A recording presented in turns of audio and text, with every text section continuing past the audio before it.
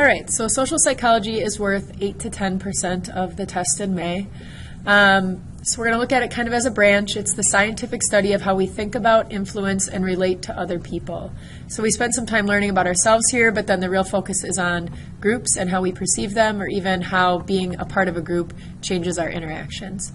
So we're going to start out and organize it according to social thinking, and then we'll look at social influences, and then group influences, and then social relations, and then aggression, altruism and helping, and attraction.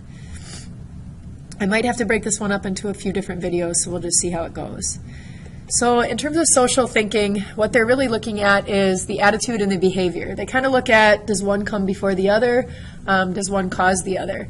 So how attitudes predict behavior. What we include here is the mere exposure effect, and then which route to persuasion we take. So the mere exposure effect says that the more we're exposed to a stimulus, the more we come to like it. So it makes me think of my favorite song on the radio.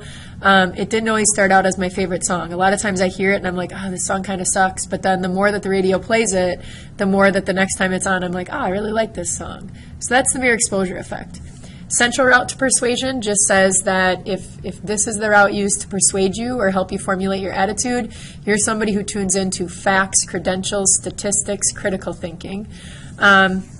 Versus the peripheral route, remember, that's based on superficial things like somebody's looks or voice or similarity or how attractive they are.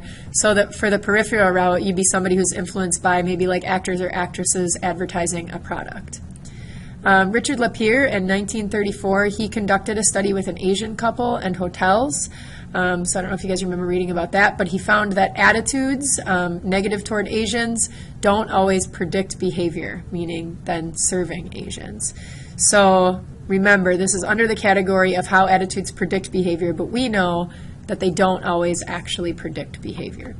So how do actions affect attitudes? What we look at here would be role playing first of all. Remember that playing a role is actually really powerful in influencing your attitudes. And playing the role would be the action. So here we talk about Philip Zimbardo's Stanford prison study. Remember that in that, college students were assigned the role of prisoner or guard randomly. We talked a lot about this one. This is a famous one. You guys should definitely know it. But keep in mind that the study was called off after only 6 days, and that's because things had gotten so out of control with the guards and the prisoners. The guards were like telling the prisoners to do horrible things, and then the prisoners ended up doing them. So that's an example of how playing a role influenced attitudes. Cognitive dissonance theory is the theory that we act to reduce the discomfort, otherwise known as dissonance, that we feel when two of our thoughts or a thought and an action are inconsistent. When our attitudes and actions clash, we can reduce the resulting dissonance by changing our attitudes. So think about that. In your book, it was the Festinger and Carlsmith study. It was being paid $1 versus being paid $20. In class, we used a variety of different examples, but drinking and driving, everybody has an attitude that you shouldn't drink and drive, yet sometimes people go out and they'll have a drink or two and then they end up driving anyway. So something's got to give there. Either we change our attitude or we change our action because of the dissonance that it creates. Other things that tie into this as well with actions and attitudes are compliance strategies. Remember that compliance is getting somebody to go along with a request. So foot in the door says that you're going to start small and get someone to agree, and then you're going to follow up with something even bigger later on. Door in the face, that's where we start really, really big, and then we're sure that it's going to be denied, and then we follow up with something that we actually want. Remember in class I talked about like going to prom and the things that I wanted to do after prom with my parents for that one.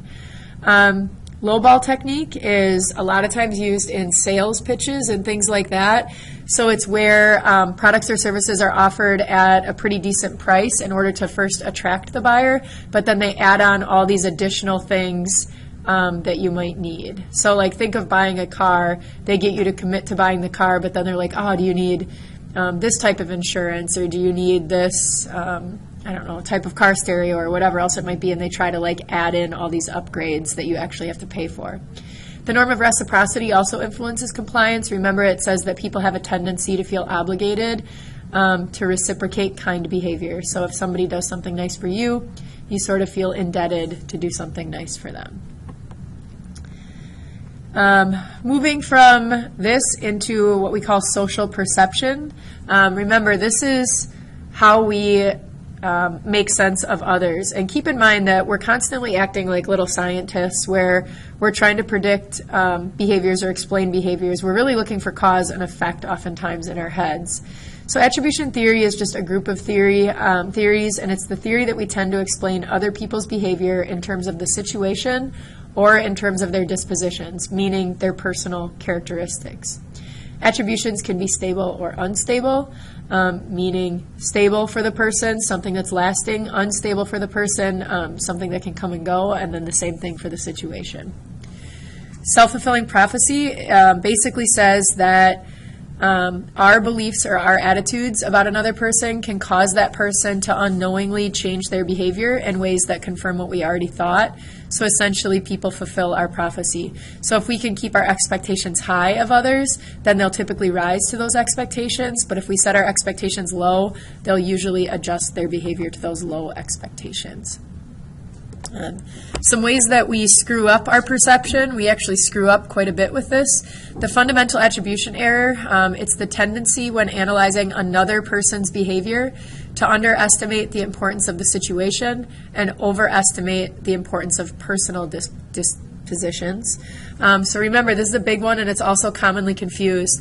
So if somebody shows up late to my class and I think lazy, disorganized, stuff like that, those are really personal judgments to make about somebody, and I didn't consider the situational factors like maybe they were in the Culver's drive-thru and they got stuck, or maybe maybe there was a fight in the hallway and they couldn't get here, or something like that. Self-serving bias says that when we're explaining our own behavior, we tend to attribute our successes to personal characteristics and our failures to factors beyond our control.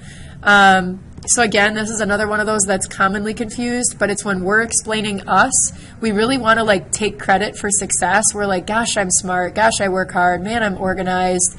But when we screw up, we're like, oh, it's because the teacher wrote a hard test, or whatever else it might be. Actor-observer bias. This is another one that's commonly confused, and that just says that depending on whether you are the actor or the observer in the situation, it's going to influence how you process things. So it says that when we're explaining other people's behavior, we tend to attribute it to internal causes, so personal characteristics, but when we're explaining our own behavior, especially in negative circumstances, we attribute it to external causes. So if people show up late to my class, I might think lazy, disorganized, doesn't care about school. Those are all internal. But if I show up late to my class, I say, well, it's because the copier was broken. So that's more of a situational or environmental. Belief in a just world, or the just world phenomenon, is the belief that the world is a fair place and that people get what they deserve in life. This is a bias in our thinking. You see a homeless person on the street and you think, get a job or something like that.